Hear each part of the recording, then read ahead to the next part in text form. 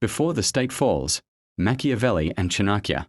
Before the State Falls, Machiavelli and Chanakya. An introduction to two philosophers from different eras, Chanakya and Machiavelli.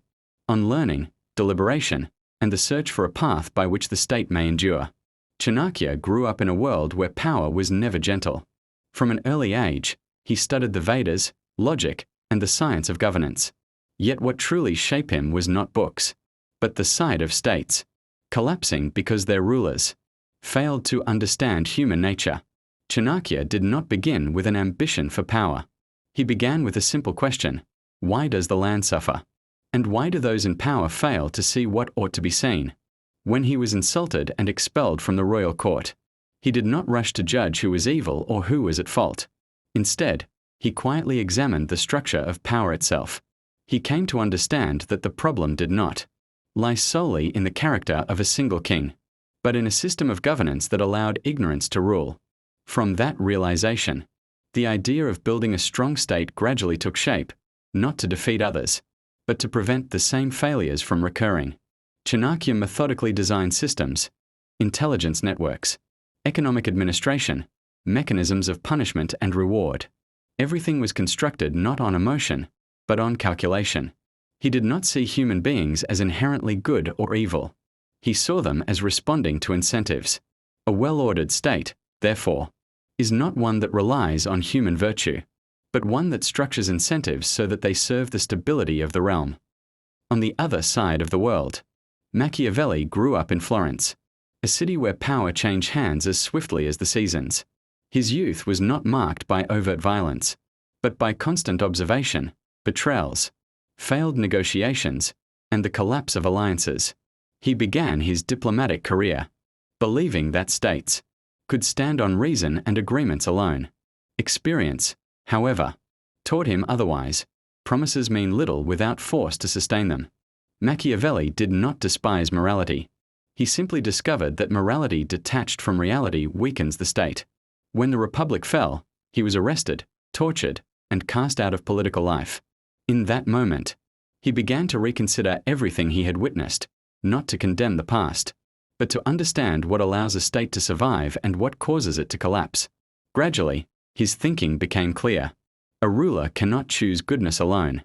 He must choose necessity, not to satisfy personal ambition, but to preserve the structure of the state. He did not instruct rulers to be cruel, but warned that hesitation at the wrong moment may be more destructive than cruelty itself. When the stories of these two thinkers converge, what stands out is not their similarities or differences, but their shared mode of thought. Neither Chanakya nor Machiavelli began by asking, who deserves punishment? They began by asking, how can the state continue to exist? They did not create theories to judge humanity, but frameworks to manage human imperfection.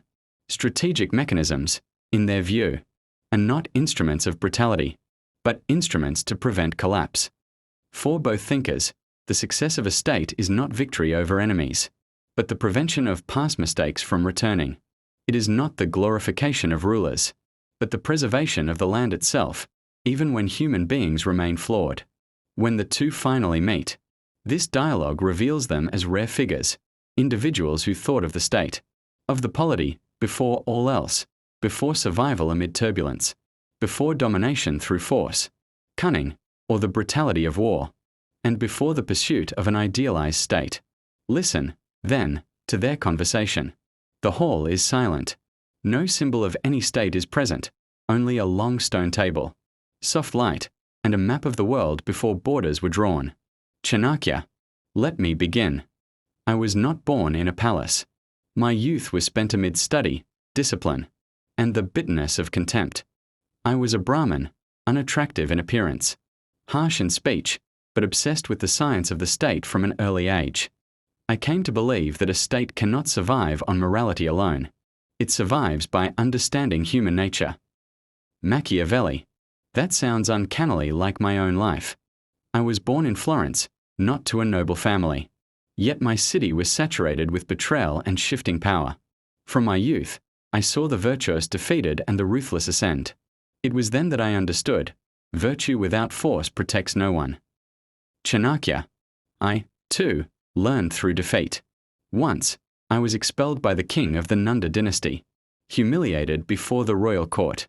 On that day, I vowed to bring that dynasty to ruin, not out of personal vengeance, but because a state ruled by ignorance would doom its people to destruction. Machiavelli, I admire your candor. I never sought to overthrow anyone with my own hands. I served the state as a diplomat. I traveled, saw cities fall. Alliances betray one another. Mercenaries sell their souls for gold. When the Florentine Republic collapsed, I was arrested, tortured, and exiled. The prince is therefore not a manual of power, but the record of a man who watched a state die before his eyes. Chanakya, as for me, I chose to build a new state. I found a young boy named Chandragupta, one who knew nothing of power. I did not teach him to be virtuous. I taught him to be a ruler who could ensure the survival of the state. I taught him about spies, punishment, and the conditional use of mercy. Machiavelli, that is where we are most alike.